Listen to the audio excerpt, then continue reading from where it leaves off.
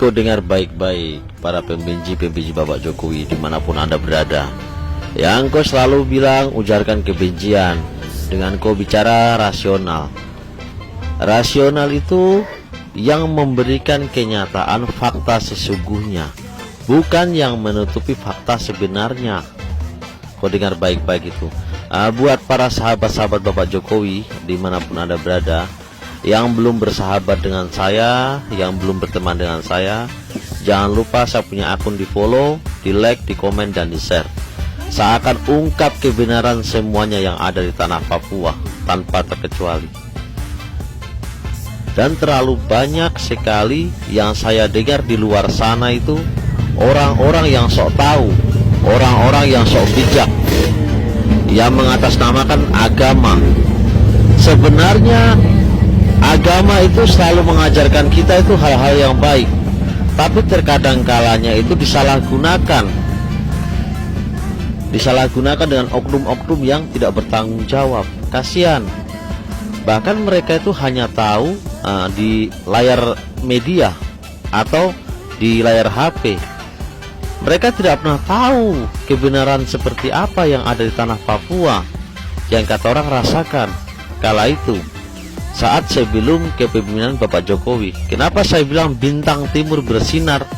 Itu hanya di era Bapak Jokowi. Dan Papua kenapa merdeka di era Bapak Jokowi? Ini faktanya. Kami dulu tidak punya jalan yang bagus, tidak punya jalan yang layak, dan kami selalu dijadikan anak tiri. Tapi setelah kepemimpinan Bapak Jokowi, kami merasakan yang kemerdekaan sesungguhnya. Bahkan kebanyakan yang pembenci Bapak Jokowi itu, yang saya lihat-lihat itu hanya segelintir orang, tapi yang mengatasnamakan masyarakat. Itu kan aneh. Mengadu domba kiri kanan, ngomong yang tidak masuk akal, tidak pernah membenarkan fakta yang sesungguhnya yang ada. Dan yang saya tahu, para pembenci Bapak Jokowi itu adalah orang-orang yang dikala dulu dibubarkan ormasnya. Itu saya sebagai seorang sopir di sini, saya menyuarakan keadilan. Karena apa? Kami di sini sebagai sopir dulu tidak punya jalan yang bagus, tidak memiliki akses listrik, jaringan internet, dan yang lain-lain. Tapi setelah di era Bapak Jokowi, kami mendapatkan segalanya. Dan kenapa justru para pembenci Bapak Jokowi yang ada di tanah Jawa seakan-akan tidak suka kalau Bapak Jokowi itu bangun negeri kami di Papua? Itu kan tidak masuk di akal.